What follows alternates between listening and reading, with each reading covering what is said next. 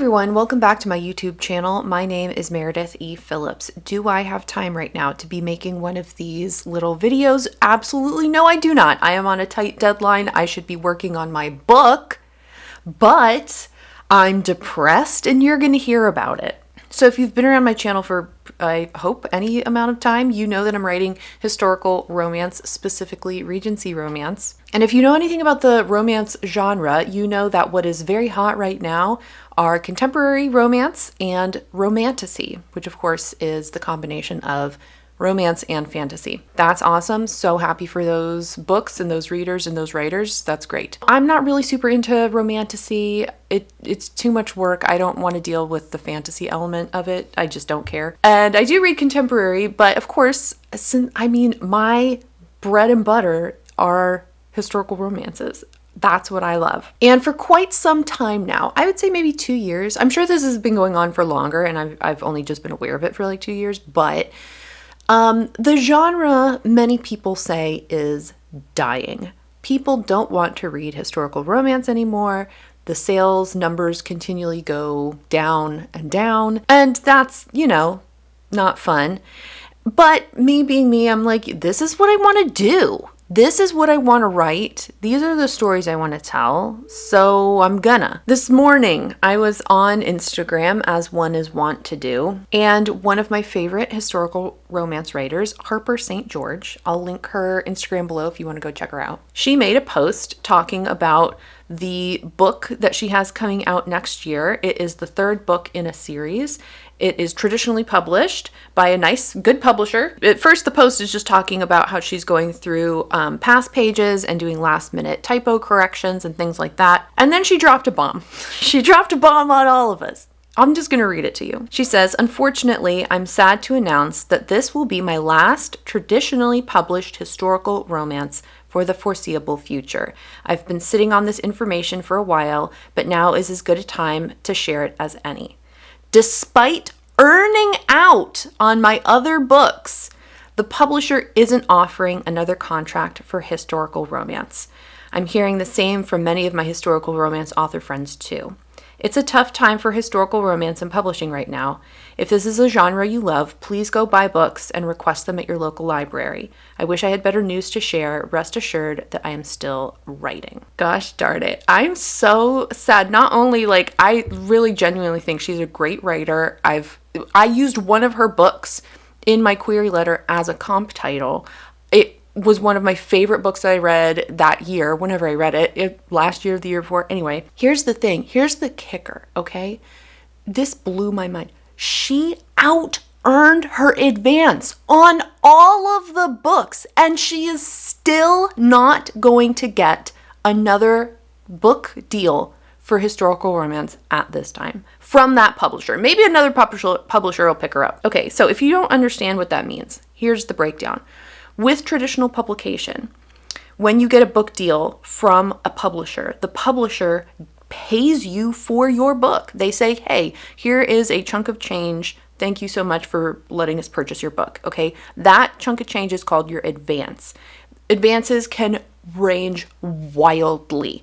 Okay, I've seen and heard of advances as little as $5,000. And then, of course, you have the multi-million-dollar book deals that, like Stephen King is getting. Okay, no one else is getting that kind of stuff. But most book deals are maybe a couple tens of thousands of dollars. I don't know. But anyway, there's a wide range. So I have no idea what her book deal would have been. But she's an established author. She had a series before this, and then she has this current series that she's finishing up with this final book, and now she's not getting any more. Okay, but here's the deal. When a publisher gives you that money as your advance, you get to keep that money regardless of pretty much anything else. Your book could sell 0 copies and you still get to keep that advance. Publishers, though, are really hoping that your book makes enough for them to then make money off of the book beyond the advance dollars. Once your book out-earns the advance. In other words, once your book has profited enough for the publisher to pay off the advance they gave you, then the author will start to get royalties. The number of authors that out-earn their advance is small. Most authors do not out-earn their advance, and publishers are making money off of the big name authors, the big people who are making tons and tons of sales and getting all the money. That's where most of the publishing money is coming from. Those big, big blockbuster sale kind of books. But for any author to out earn their advance is a big deal. Like that, again, like it doesn't happen for everybody. So for Harper St. George to not only out earn the advance on the first book, okay, and the other thing too here, that's just like blowing my mind. The first book in a series might sell a bunch of copies, and then typically you can look up your favorite series. Almost always the first book is going to sell the most, and then as each book in the series comes out, they're going to sell less and less copies, okay? You can look at like reviews, go on Amazon, Goodreads, look at reviews for books, and you'll see like there might be 100,000 reviews for book 1 in a series, and then there's like 50,000 reviews for book 2. Now that would still be like really good numbers, but there's a big drop off, right? Because people read the first book and then maybe they're not as interested in the rest, or whatever reason happens, they forget what's happened by the time the second book comes out, blah, blah, blah, blah. You might out earn your advance on like book 1, but then that really means nothing for the rest of the series. Maybe your numbers tail off by the end.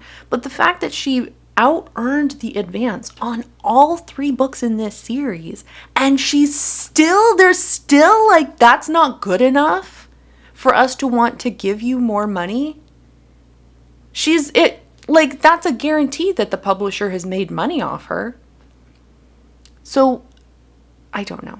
I don't know what the answer is in terms of like, why would they not want to give her another book deal? Maybe her advances were really small, and even though she out earned them, it wasn't like enough money to be that great for the publisher. That's the only thing I can think. In any case, that really has me sad, honestly. I've been told, and I've seen for myself, it's not even like I don't believe people, I've seen it for myself. The genre isn't doing well in terms of sales. Point blank, period, end of story. Within traditional publishing, there is a booming market within indie publishing. There are plenty of historical romance authors in that space, and I think they're doing pretty well. I don't know. I'm not in that space as a writer necessarily. I read a bunch of indie authors. But anyway, it just has me kind of sad because I'm like, that's the industry I'm trying to break into. And some of my favorite authors who have done well in terms of sales and who are strong writers who create compelling books and plots and well-rounded characters, even they are not making it. So who am I to think that somehow my book and my characters is going to be the thing to make it? So you just start spiraling like that, and it's just depressing. So I was sad about it for a while, and then, you know what, because again, I am very stubborn, my thought to myself was, well, what are you going to do? Are you just going to wallow in the disappointment of this news? No. Are you going to give up? You could. I could give up. I could try to write something else, try to write contemporary romance or something like that. I've written them before. I didn't enjoy it as much, but I have written them. No, I don't want to do that. I want to write historical romance. That is what I'm interested in. Now, I'm not saying that I'll never write something else. I'm just saying right now, not interested in anything else. So I'm going to keep going because to me, the only answer here is, well, I'm not going to wallow for too long. I'm not going to give up. I'm not going to switch genres. So the only answer for me is keep pushing forward. Keep doing the thing that I really love and that I really enjoy. And I guess we'll see what happens.